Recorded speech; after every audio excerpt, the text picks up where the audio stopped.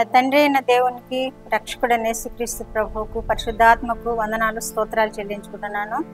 ప్రియమైన దేవుని బిడ్డలారా, దేవుడు మనల్ని ప్రేమించి ఈ నూతన దినాన్ని మనకు అనుగ్రహించి ఆయన వాక్యాన్ని ధ్యానించే కృప మనకు దయచేసిన దేవాది దేవునికి వందనాలు, స్తోత్రాలు చెల్లించుకుంటున్నాను. దేవుని కృప మనందరికీ తోడుగా ఉండాలని మా అనుదిన ప్రార్థనలో మిమ్మల్ని అందరినీ జ్ఞాపకం చేసుకుంటున్నాము. మిమ్మల్ని అందరినీ దేవుడు విశేషంగా దీవించాలని, ఆశీర్వదించాలని మా ప్రార్థన అయినది. ప్రియమైన దేవుని బిడ్డలారా, ఈ దినపు వాక్య ధ్యానము యెషయా గ్రంథము 61వ అధ్యాయము 7వ వచనం చదువుకుందాం. మీ అవమానమునకు ప్రతిగా రెట్టింపు ఘనత నొందుదురు, నిందకు ప్రతిగా తాము పొందిన భాగమును అనుభవించి వారు సంతోషించుదురు. మీ అవమానమునకు ప్రతిగా రెట్టింపు ఘనత నొందుదురు. మనం ఎవరమన్నా అవమాన పడుతున్నామా దానిని బట్టి మనం చింతించకూడదు. మనం ఏమన్నా శోధనకు గురవుతున్నామా, ఇతరుల చేత నిందింపబడుతున్నామా, మనం దాని గురించి దిగులు పడకూడదు. ఎందుకంటే మన తండ్రి అయిన యేసుక్రీస్తు దేవుడు మన కొరకే ఎన్నో నిందలు పడ్డారు, ఎన్నో వేదనలు అనుభవించారు. మన కొరకే తన ప్రాణాన్ని అర్పించడానికి, తన రక్తాన్ని చిందించడానికి ఆయన మీద ముఖం వేసినప్పుడు ఆయన నిందింపబడ్డారు. ఆయనకి రాజు అని ముళ్ళ కిరీటం ధరిస్తున్నప్పుడు ఆయన నిందింపబడ్డారు. అక్కడే తక్కువ 40 కొరడా దెబ్బలు తింటున్నప్పుడు ఆయన ఎంతో నిందింపబడ్డారు, వేదన పాలయ్యారు. మనము ఒకవేళ నిందల పాలవుతున్నామా, మనము ఒకవేళ వేదన పాలవుతున్నామా, మనకంటే ముందుగా మన దేవుడు మన కొరకు నిందింపబడ్డాడని జ్ఞాపకం చేసుకోవాలి. ఆయన శ్రమలను జ్ఞాపకం చేసుకొని మనము నిందలను భరించి వాటిని జయించాలి. అప్పుడు దేవుడు ఆ నిందలను మనకి ఆశీర్వాదకరంగా చేస్తానని సెలవిస్తున్నాడు. ఆ శోధనలను తప్పిస్తానని సెలవిస్తూ ఉన్నాడు.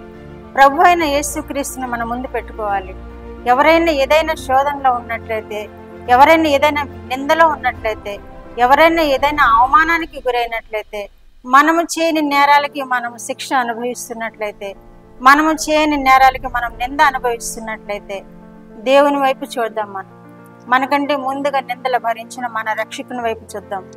ఆయనను జ్ఞాపకం చేసుకున్నాం, ఆయన శ్రమలను మనం తోలిపోసుకున్నాం. అప్పుడు మన శ్రమ అంతటిని దేవుడు తొలగించు దేవుడై ఉన్నాడు.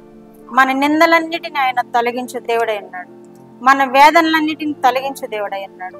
మనల్ని ఆశీర్వదించి అనేక మందికి ఆశీర్వాదకరంగా నిలబెట్టే దేవుడై ఉన్నాడు.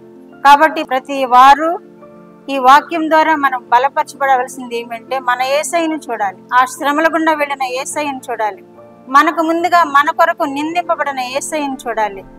మన కొరకు ఆయన ప్రాణాన్ని విడిచే అంతగా శ్రమ పెట్టబడిన యేసయ్యను మనం చూచినప్పుడు ఈ నిందలు మనకి ఎన్నతగినవి కావు, ఈ శోధనలు మనకి ఎన్నతగినవి కావు, ఈ స్థితి మనము భరించ తగనిది కాదు. ఎందుకంటే దేవుడు మన కోసం భరించాడు.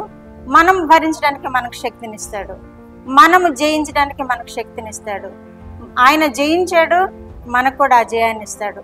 కాబట్టి ప్రియమైన దేవుని బిడ్డలారా, ఎవరైనా ఏదైనా నిందల్లో ఉన్నట్లయితే, ఏదైనా శోధనలో ఉన్నట్లయితే, ఏదైనా ఇబ్బందుల ఇరుకులో ఉన్నట్లయితే మనం యేసు వైపు చూద్దాం.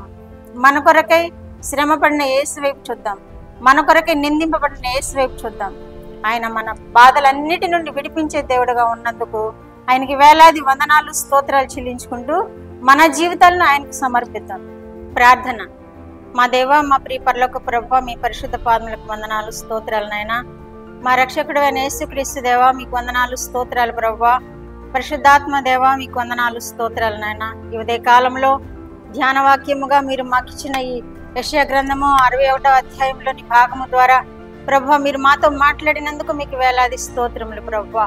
అయ్యా నాయనా, మేమేమైనా నిందలకు గురి అవుతున్నామా, మేమైనా వేదనలకు గురి అవుతున్నామా, మా ముందు నాయన నిందల గుండా ప్రయాణం చేసిన మిమ్మల్ని జ్ఞాపకం చేసుకుంటూ, మా ముందుగా నాయన మీరు మా కొరకే వేదనలు అనుభవించిన ఆ స్థితిని జ్ఞాపకం చేసుకుంటూ ప్రభువా మీ వైపు చూచి నాయన మా ప్రభు మేము సంతోషముగా మా జీవితాలను గడిపే భాగ్యం దయచేయండి ప్రభువా. మీ వైపు చూచినప్పుడు నాయన మా నిందలు తొలగిస్తారు నాయన, మా వేదనను తొలగిస్తారు నాయన, మమ్మల్ని సంతోషభరితులను చేస్తానని వాగ్దానం చేసిన దేవా మీకు వందనాలు, కృతజ్ఞతాస్తులు చెల్లించుకుంటున్నాం ప్రభువా.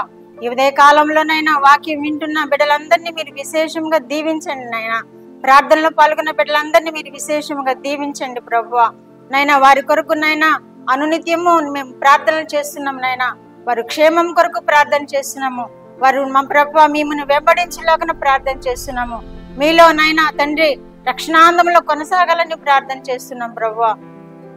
సహాయం చేయండి తండ్రి, సహాయం చేయండి ప్రభువా. ఎవరైనా నిందలు పడుతున్నట్లయితే వారి నిందల నుండి వారిని విడిపించండి ప్రభువా. ఎవరైనా శోధింపబడుతున్నట్లయితే శోధల నుండి విడిపించండి ప్రభువా. వారికి సంతోషము, సమాధానము, నెమ్మది దయచేసి మీరే మహిమ, ఘనత, ప్రభావాలు పొందుకొనమని యేసుక్రీస్తు వారి పేరిట ఈ మనవులు మీ పాదముల మీద వేడుకుంటున్నాను పరమ తండ్రి. ఆమేన్.